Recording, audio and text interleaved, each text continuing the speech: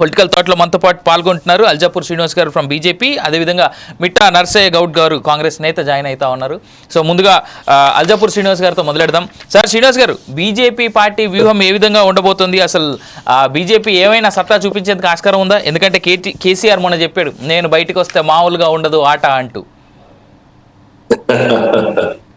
కేసీఆర్ గారి యొక్క మొత్తంగా కూడా బలహీనపడ్డ విషయం మనకు అందరూ కూడా తెలుసు. ప్రభుత్వంలో జరిగేటువంటి అనేక అవకతవకలు, అక్రమాలు, వాగ్దాన భంగాలు, ఇవన్నీ కూడా ప్రజలకు ఇచ్చినటువంటి యొక్క హామీల యొక్క గాలికి వదిలేసినప్పుడు ఒక రాష్ట్ర ప్రతిపక్ష నాయకుడిగా యొక్క రాష్ట్రం తన వేసిన పాత్ర ఏంటండి? కూర్చోడమా? ఎవరు పంపించేసి నా ప్రతినిధి వచ్చిపో మాట్లాడుతుంపో అని చెప్తే సరిపోతారు. ప్రతిపక్ష నాయకుడు మీరేసుకుంటారు ప్రతిపక్ష నాయకుడిగా. మరి మీకు ఆ సౌకర్యాలు, మీకు ఆ హోదా, ఆ గౌరవం ఎందుకు ఇవ్వాలి మీకు ప్రభుత్వ పరంగా? ఇవన్నీ కూడా ప్రజలు అర్థం చేసుకోరా? చూస్తాం కదా. So KCR, you forget about KCR గారు.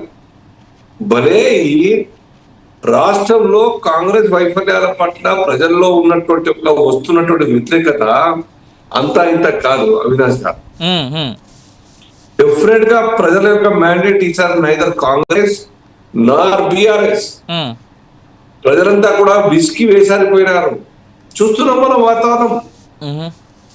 ఏ రకంగా కాంగ్రెస్ కనీసం క్యాండిడేట్ పెట్టేటువంటి తాకం లేదు. ఇప్పుడు అవుట్ ఆఫ్ 3 ఇద్దరి పోటీ, 2 చోట్ల ఖాళీ ఎమ్మెల్సీ ఎలక్షన్స్. ఒకే ఒక గ్రాడ్యుయేట్ కాన్ఫరెన్స్ ఒక క్యాండిడేట్ పెట్టడం జరిగింది. బీఆర్ఎస్ అయితే అస్సలకే లేదు, 3 చోట్ల కూడా లేదు. వారి యొక్క ఆ యొక్క భీతి, మనసులో ఉన్న భీతి భారతీయ జనతా పార్టీ మాత్రం గెలవవుతుంది. భారతీయ జనతా పార్టీకి మాత్రమే గ్రామీణ ప్రాంతంలో క్యాడర్ ఉన్నది, సూచన ఇస్తే పనిచేస్తున్న కార్యకర్తలందరూ. సో మనం పోటీ చేసినా మాకు దక్కేది ఏముండదు, కాబట్టి మేము పోటీ చేయాలని చెప్పుకుంటే గౌరవంగా ఉంటుంది, కాబట్టి పోటీ చేయకుండా ఉన్నది. ఇది చెప్పుకోవడానికి. రెండవది, ఇప్పుడు దేశవ్యాప్తంగా ప్రజలు ఈ యొక్క ఎన్నికల యొక్క సరళి చూస్తాం. విజయపరపర భారతీయ జనతా పార్టీ ఢిల్లీ, ఇప్పుడు నిన్న ఢిల్లీ, మొన్న హర్యానా, మహారాష్ట్ర, అనేక కంటిన్యూస్ గా ఎంటైర్ భారతదేశ చిత్రపటం చూసినప్పుడు భారతీయ జనతా పార్టీ విజయబావుట ఏ రకంగా మరి ఎగరవేస్తా ఉన్నది, ప్రజలు ఏ రకంగా మ్యాండేట్ ఇస్తా ఉన్నారు. ఢిల్లీలో ఉన్నటువంటి మోర్ దెన్ 40% ప్రజలు, అతి పేదరికంలో ఉన్నటువంటి ప్రజలు, ఆ గ్రామాన జుగ్గి జోపిడిలో ఉన్నటువంటి ప్రజలందరూ కూడా ఏ రకంగా బీజేపీ సపోర్ట్ చేస్తూ వచ్చారో మనం చూస్తాం. డెఫినెట్ గా అవినాష్ గారు, తెలంగాణ కూడా అదే జరుగుతా ఉంది. తెలంగాణ కూడా ప్రజలు ఈ యొక్క వాగ్దానం ఇచ్చినారు. 1 year 2 months అయిపోయింది, ఇప్పటికే 3 months అవుతున్నది. ఎన్నో ఆశలు ఊరేగించినారు, ఏమి కూడా సఫలం కాలేదు. ఒక 40% రైతు బంధు పేరు రిలీజ్ చేసినారు. లోన్లు రైతు బంధు స్టార్టే కాలేదు. లోన్ల మాఫీ only 40%, 21,000 crores they have released so far. What about remaining